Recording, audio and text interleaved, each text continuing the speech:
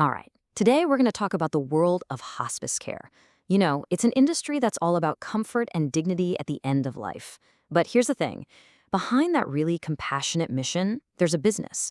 And right now, it's facing some huge pressure and some really big changes. So, $10.5 million. What's that all about?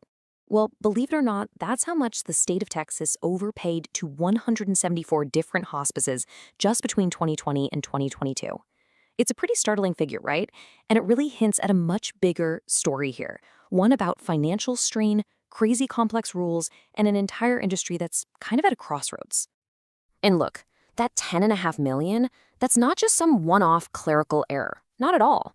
It's really a symptom of these much bigger challenges that are squeezing the hospice sector from pretty much every direction. The whole industry is basically operating in this high-stakes pressure cooker. So where is all this pressure coming from? Well, one of the biggest sources is just bureaucracy, red tape. Hospices have to navigate this absolute maze of complex rules. To give you a real-world example, Texas recently moved its portal for employee background checks, a really crucial tool, right? But the switchover caused all sorts of data problems, creating massive headaches and delays for these providers who are just trying to do the right thing. You can see how this all adds up. This environment of rising costs and intense oversight, it's pushing a lot of providers to their breaking point. What we're seeing now are these nonprofit hospices, places that have been pillars of their communities for decades, they're being forced to merge with bigger organizations just to keep their doors open. And as if all that wasn't enough, there's a whole new layer of uncertainty coming out of Washington. There are these new federal bills being proposed that could actually ban insurance companies from owning certain Medicare providers. Can you imagine? That would completely shake up the ownership landscape and just add another level of complexity to a market that's already incredibly challenging. And look, this isn't just something we're hearing here and there. It's not anecdotal. Industry reports are confirming it, saying that, quote, consolidation among nonprofit hospices has ramped up in recent years.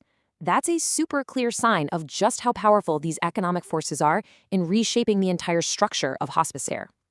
So, with this pressure cooker environment we've been talking about, what's the industry actually doing? How are they responding? Well, they're not just sitting back and taking it. Faced with all these challenges, providers are actually adapting and innovating in some really fascinating ways. Yeah, instead of just buckling under all that pressure, a lot of these hospice providers are really pushing for innovative solutions. We're talking about them fundamentally rethinking their business models and their place in the entire healthcare ecosystem. So it really boils down to a pretty clear dynamic. On one side, you've got those constant challenges, rising costs, regulatory nightmares, and on the other side, you have the response, getting strategic by diversifying their services and using cold, hard data to prove just how valuable they are to the healthcare system.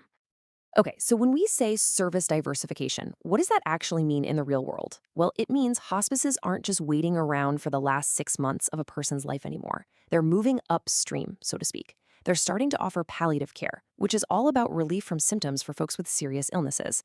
And they're branching out into other community services to meet patients where they are, much earlier in their journey.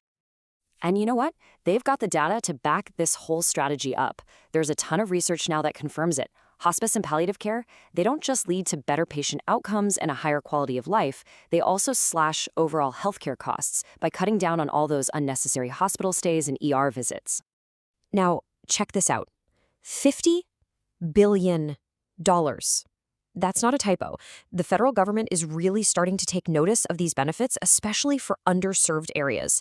The Centers for Medicare and Medicaid Services just rolled out a new $50 billion program aimed specifically at transforming and sustaining rural healthcare. For hospice providers, this is just a massive, massive opportunity to grow and really prove their model works.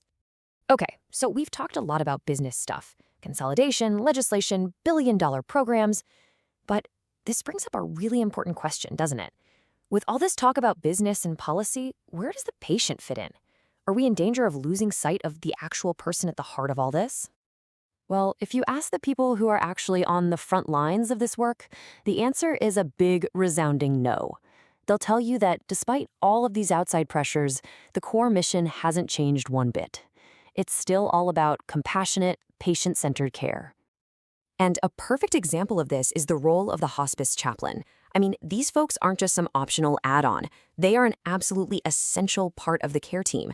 They provide spiritual guidance, emotional support, and by doing that, they directly improve patient outcomes. It just goes to show you that the human element is still and will always be right at the center of hospice care. And what's so interesting is that this patient-first focus even shapes their business strategies. So when you hear about them trying to find new referral sources, it's not just about grabbing more market share. It's really a mission-driven effort to connect with more people, more communities, and make sure that anyone who needs this kind of special care can actually get it. So it's pretty clear the hospice industry is evolving. It's being forced to get a lot more business savvy just to survive. And I guess that leaves us with the ultimate question, right? Can it successfully balance the demands of the bottom line with that deep, incredible compassion of its bedside manner? Because at the end of the day, the future of end-of-life care really depends on the answer.